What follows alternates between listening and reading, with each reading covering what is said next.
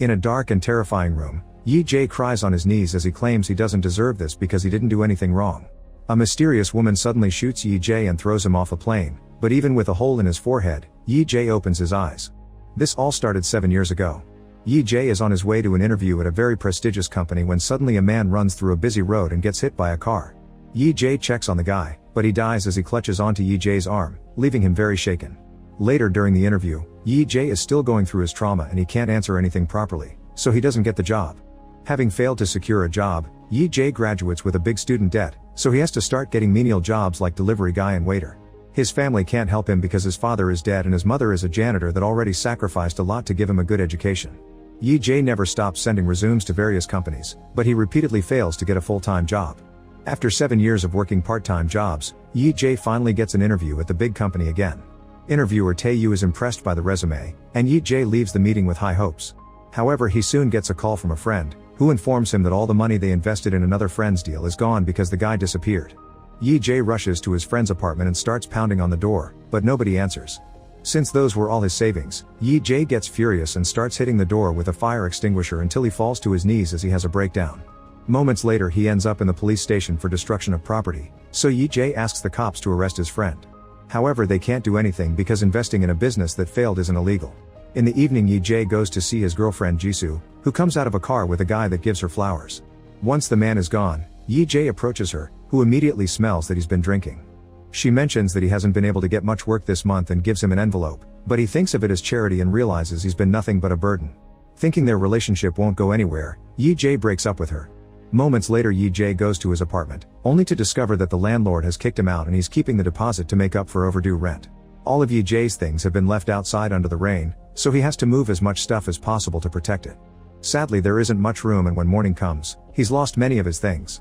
After spending the night sleeping on the ground, Yi Jae gets a message from the company saying he failed his interview.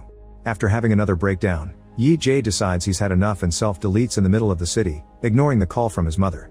Darkness takes over for a few seconds and then Yi Jae discovers he's in a private plane.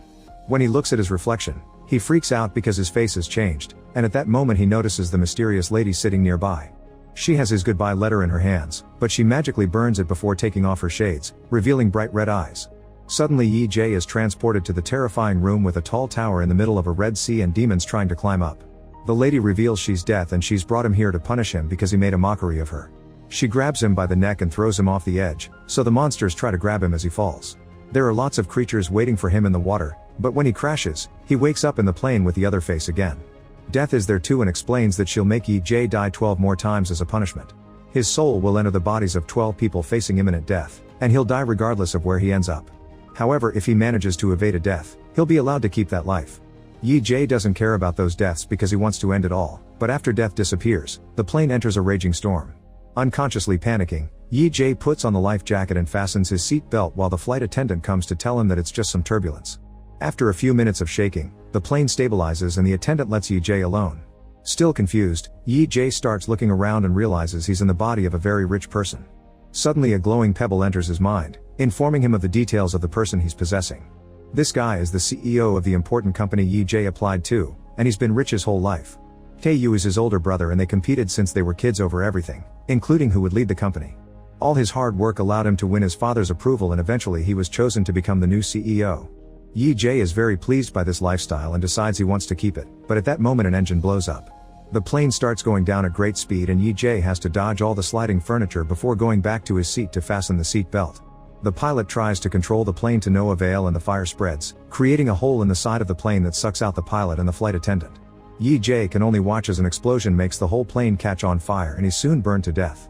Afterward Yi Jae wakes up in the dark room, which is now a barren area with a creepy glowing door and a desk for Death. On this desk, a clock counts down the lives Yi Jae has left. While Death puts a bunch of bullets in her gun, she explains a few things. The souls from those bodies are already dead, so Yi Jae isn't stealing their lives, he's just giving the bodies a second chance. If he fails to survive in all of them, he'll go to hell, and Death decides to give him a preview. She grabs Yi Jae and takes him behind the door, where he sees indescribable horrors.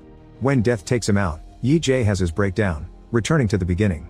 He doesn't understand what he did to deserve hell, so Death says he's guilty of finding her before she could find him. She also reveals that depending on his actions, if he survives in one of the 12 bodies, he may avoid going to hell. Yi Jae decides he'll try to survive after all and Death shoots him to send him into the second life. He finds himself falling from a plane in a new body wearing a sports jumpsuit but without a parachute. As he panics, he sees 3 other men jumping with him and carrying cameras. A man catches him to help him, and at that moment, the glowing pebble enters his mind. This body belongs to an adrenaline junkier who loves extreme sports and has done lots of crazy challenges, earning him 4 Guinness World Records. Today he's doing a challenge that consists of diving without a parachute from 1,000 miles above ground to land on a safety net. The event is being transmitted on national TV, and if he pulls it off, his sponsor will give him $3 billion in cash. The memory of the sponsor shows a guy playing with a lighter.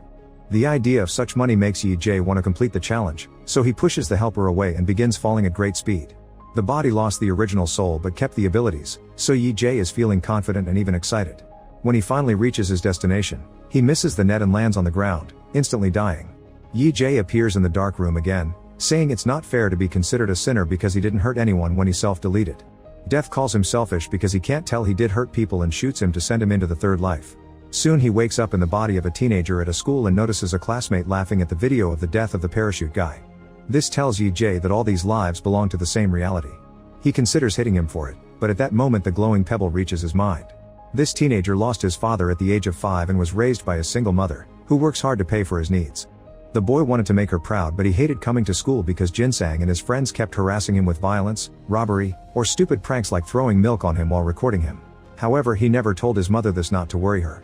Eventually the boy felt like school became hell and his tormentors were demons, so he decided to self-delete. Yi Jae realizes that to survive he only has to choose not to self-delete. At that moment Jinsang approaches him and reminds him to bring him milk before hitting him. Yi Jae refuses to be a victim and chases after him to knock him down with a chair. One of Jingsan's friends tries to stop him, but Yi Jae quickly subdues him before pushing Jingsan against the window, asking him to apologize. Suddenly someone knocks Yi Jae down. It's Tae-sok, a very strong teen who immediately overpowers him and beats him down. Then he and his friend hold Yi Jae down so that Jinsang can punch him too while the classmates watch in fear. At that moment the teacher arrives so everyone goes to their place, but after class, Jingsan and his gang catch Yi Jae to beat him up again. Eventually even Tae-sok thinks it's too much and asks Jingsan to stop, but he doesn't care and keeps going. However, he finally stops when he sees the girl he likes watching them. Afterward Yi Jae goes to the boy's home and is shaken to see the photos and notes of the guy's mother, making him remember his own. His mom would leave dinner for him and go to work, which tired her a lot, so sometimes Yi Jae would join her to help her out in return. When the boy's mother comes home too, she notices her son has better manners, and Yi Jae almost cries as he remembers his own mother again. The next day, Yi Jae approaches Tae-sok in the bathroom to ask him why he lets Jinsang boss him around if he's stronger, so Tae-sok explains that the real boss of the school is a senior student whose gang Jinsang belongs to. If they mess with Jinsang, then the older kids will destroy them. Later during lunchtime, Jinsang hits Yi Jae again, so Yi Jae retaliates by throwing his bowl of noodles on Jinsang's head. While Yi Jae goes away, Jinsang orders Tae-sok to go after him, but Tae-sok refuses because he wants to eat lunch. He tells Jinsang to wash and everyone laughs while a flashback reveals that Yi Jae told Tae-sok not to interfere because he had a plan. A humiliated Jinsang goes to ask his seniors for help and the gang soon comes to the classroom ready to fight. However, when the leader sees that Jinsang wants him to beat up a little wimp, the leader gets angry, calling Jinsang a coward for not being able to handle a small boy. He doesn't want his gang to be associated with cowards, so he grabs Jinsang and tells him to never approach them again. Proud of himself, Yi Jae makes fun of Jinsang for his loss, and when Jinsang tries to hit him, Tae-sok hits him first. Now nobody in the school respects Jinsang anymore, and as he rushes out of the classroom, he discovers the girl he likes is with the senior leader. In the evening, Yi Jae goes for a run and is almost hit by a truck, but luckily the driver stops just in time. Distracted by this, Yi Jae doesn't hear Jinsang approaching him from behind to hit him with a brick to make him fall, then he proceeds to beat him up to death. Yi Jae reappears in the dark room and yells at Death, causing her to throw him against the wall before stepping on his face and shooting him again. For his fourth life, Yi Jae wakes up in the body of a hostage under interrogation. A group of dangerous men throw water on his face and ask him where he hid the girl and the money. When he doesn't answer, they threaten to stab his eye, so he announces he'll talk. However, the memories aren't back yet, so when he asks for a moment, the men threaten him with a hammer. Luckily the glowing pebble finally shows up and Yi Jae learns this body belongs to a criminal organization with clients all over the world. They work as fixers, meaning they'll solve a client's problem through any means necessary, which may include murder. One day he fell in love with his boss's girlfriend, and when she mentioned wanting to escape from this life full of crime and abuse, he offered to run away together. He stole 10 billion from his boss and hid them in a safe place, but on his way to meet with the lady, he was captured by his co-workers. Realizing that he has this guy's amazing abilities, Yi Jae starts fighting everyone, using the chair as a weapon until it breaks. When he dodges an incoming knife, he causes a man to stab his partner, but after the initial shock he keeps on fighting. There are weapons and tools on the wall, so he turns off the main light and grabs a flashlight to fight with an advantage. A fierce battle in the darkness ensues and one by one, Yi Jae kills every single agent. Afterward Yi Jae thinks that with this guy's abilities he could survive anything, so he should retrieve the money and run away. He retrieves his phone and steals a bike to escape, discovering that all this has been happening in the back of a truck. As Yi Jae speeds through the city, his boss learns his men failed and tracks Yi Jae's location through his cell phone. That location is then sent to all the hunters in the area, promising a juicy reward if they catch Yi Jae. Soon a chase begins through the city bridge and the agents open fire on Yi Jae, who dodges everything and hides behind a truck.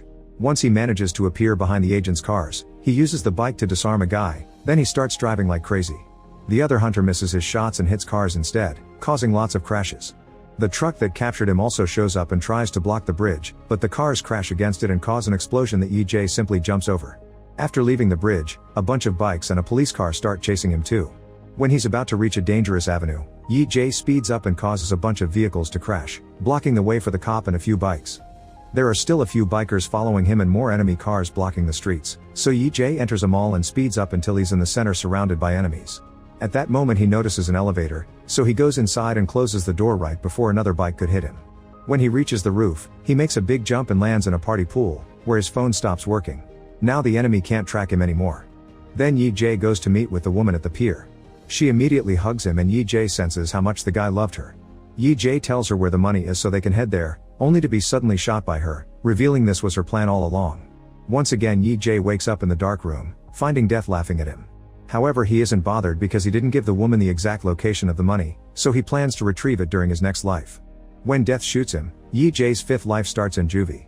He's in a tiny cell and he can't help freaking out, but luckily a guard comes over to take him to his real cell. On their way there, the other prisoners throw a ball against the fencing as a threat, even looking at him creepily. In the cell, he discovers he's got cellmates and learns that he'll be released in 4 days. He's also told that a psychopathic killer is staying in the cell with them, and Yi Jae notices all the creepy art and books about psychopathic analysis on the shelves.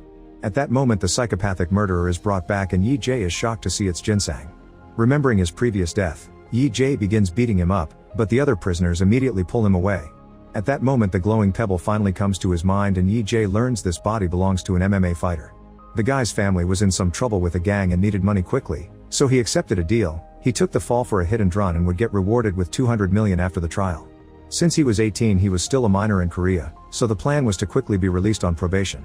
While making the deal with the lawyer, a man watched them from the shadows while playing with a lighter. The guy turned himself in with a fake confession, but sadly during the trial, the woman who was hit died, so the judge sentenced him to 2 years of imprisonment for manslaughter. Later when the lawyer visited him in prison, the guy asked for 2 billion to keep quiet or he would tell the police everything. Another memory shows Yi Jae the arrival of Jinsang and how he said a bunch of creepy but dumb things as if he was pretending to be a psychopath to scare the others and be in control. Back in the present, Yi Jae starts laughing as he realizes Jinsang isn't a psychopath, he's here because he killed the high school boy. Yi Jae begins slapping Jinsang as he calls him out in front of the others, telling them the truth. Jinsang is too afraid to deny it and the rest of the cellmates beat him up for revenge. When they get time out in the backyard, other prisoners start bothering Jinsang too, which Yi Jae finds very satisfying. Later the group has carpentry lessons and a prisoner shoots the blade from his saw at Yi Jae, who dodges just in time. The blade ends up bouncing on the wall and killing another guy instead. Yi Jae yells for help and after the guards take the injured man away, all the other prisoners grab some tools while telling Yi Jae that the lawyer wants him dead.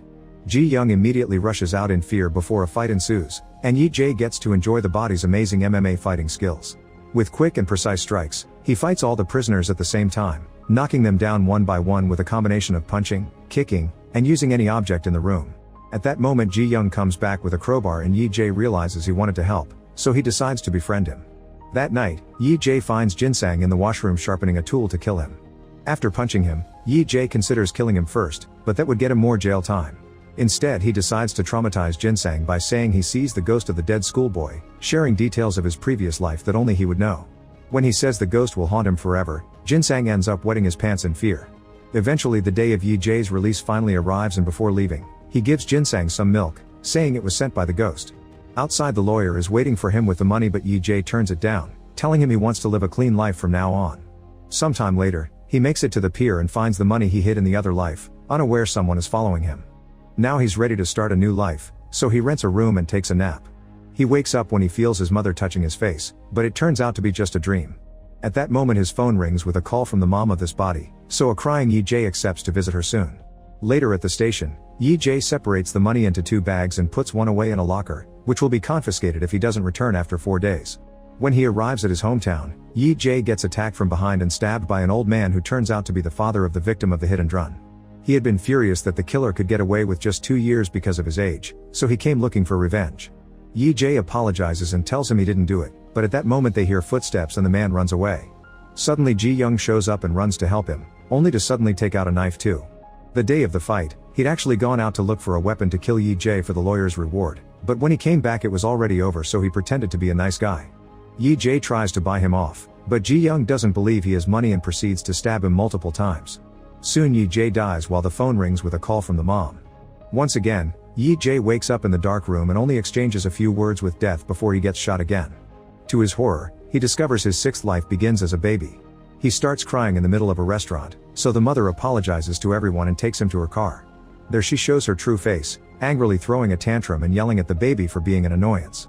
Because he's in a newborn body with no memories, the glowing pebble never comes.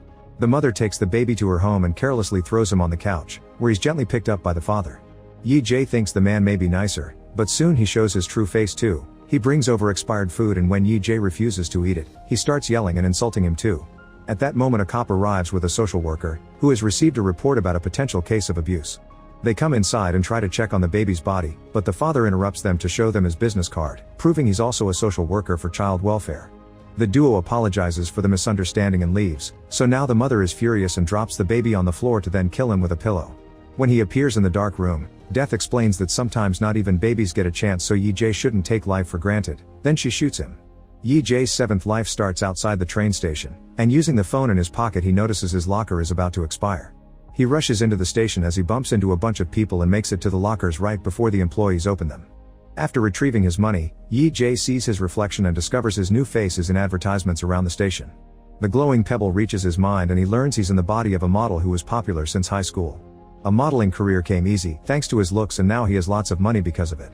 Excited, Yi-jae goes to his new house and discovers it's incredibly fancy, so he's eager to keep this life. He also finds a newspaper and learns that the baby's parents were caught for the murder. The death of the MMA fighter and the traffic accidents from the bike chase are also in the news, but nobody knows what caused them. Then he gets a call from a friend inviting him to a VIP party, and Yi-jae decides to join. He drinks a lot because that's what he's used to, but the model's body is lightweight and he ends up drunker than planned. During the party, he's surprised to see Tae-yu, who is now CEO thanks to his brother's death. The next morning, Yi-jae oversleeps because of his hangover, so the brother he has in this life has to come to wake him up. The guy is going to the USA for a week and the model had promised to take care of his cafe, so now Yi-jae has a new job to do. During his first work day, Yi-jae already considers closing the cafe after his brother leaves. However, he gets a big shock when sees Jisoo come inside. Staring in awe, Yi-jae remembers all the special moments together and the day they met, which happened when the wind blew away Jisoo's papers and Yi-jae found them. Yi-jae is very nervous when he gives Jisoo her order to the point his hands are shaking. His brother explains she comes every day to work and stays until closing time, also that she's a published author. Curious, Yi-jae searches her name on the internet and discovers she won a writing contest and got a publishing deal. When she received her prize, she thanked her boyfriend for always believing in her. The envelope she tried to show him that day hadn't been pity money, it was her prize. Feeling guilty, Yi-jae rushes to the bookshop to buy Jisoo's book because he remembers her saying she put her personal experiences in her stories. As he reads the novel, he discovers many of the story beats match their moments together, like the day he was jealous of her coworker and they told "I love you" to each other. As he cries, Yi-jae also sees that the bookshop sells the fancy pen that he promised he would gift her one day. He did buy the pen in secret and engraved her name on it, but it got lost when he was moving all his things under the rain. Later at the cafe, the guy that he saw the other day with the flowers arrives with a woman and a little girl that calls Jisoo auntie. Feeling like an idiot, Yi-jae realizes this is Jisoo's brother, and decides to keep the cafe open the whole week just for her. The next day, Yi-jae takes Jisoo's order with less anxiety and gives her some cake on the house, saying he's a fan of his book. He also pretends he has an idea for a story, telling him about Lady Death and all the lives he's been going through as if it was happening to the character. Then Yi-jae asks her to sign her book and is shocked to see she has the engraved pen. It turns out his mother picked up all his things after his death and gave Jisoo the pen after the funeral. During the next few days, Jisoo keeps going to the cafe and Yi-jae sits down with her to chat for a while. One evening, Jisoo wonders why the protagonist of the story hasn't visited his mother yet, and Yi-jae says it would be too painful. Soon after she leaves, Yi-jae sees police cars pass by and hears from a client that a regular customer was caught in an accident. Assuming the worst, Yi-jae runs down the street and screams when he sees the blood on the street, so the cops have to hold him back. At that moment Yi-jae sees Jisoo among the crowd and calms down. Jisoo approaches him to thank him for caring so much and shares that she felt the same when she got a call about her boyfriend's death, to the point she had a breakdown in the hospital's reception. The next day, Jisoo visits Yi-jae's resting place and cries as she says she misses him, which is seen from afar by Yi-jae. After she leaves, Yi-jae dares to approach his own memorial, only to suddenly bump into his mother. Pretending he's here for another person, Yi-jae leaves the room, not daring to talk to her. He watches from afar and sees her clean the memorial before running to the restroom to cry her heart out. Not being able to take it, Yi-jae runs outside and has a breakdown. Later Yi-jae writes a letter to his mother pretending to be a friend, saying that Yi-jae left her some money after his death. He goes to his old house and leaves the letter with the bag of money from his other life, running away fast after seeing his old pictures. On the street, a sign suddenly falls from its hinges and falls on Yi-jae, instantly killing him, but it turns out to be just a dream. The next day, after another afternoon of chatting with Jisoo, Yi-jae offers to walk her home, remembering the times they used to walk hand in hand. Overwhelmed by emotions, Yi-jae finally confesses the whole truth to her as some flashbacks show how Jisoo's office co-workers would make fun of her for dating a waiter. However, Jisoo would introduce Yi-jae proudly to them, not letting them insult their relationship. Yi-jae apologizes to Jisoo for leaving her, but before she can react, they're suddenly hit by a fancy car. Jisoo dies instantly, but Yi-jae is still alive and sees the face of the driver. It's Taeyu. Yi-jae realizes he's the guy with the lighter and he's been connected to every life he's gone through. The lawyer is also in the car, but he runs away when he sees the bodies, and when Taeyu sees Yi-jae is still alive, he puts on gloves to finish him off. Soon Yi-jae wakes up in the dark room, and he's so furious that he rushes to take Death's gun and shoots her in the head. Make sure to subscribe and turn on notifications so you can watch more videos like this. Thanks for watching.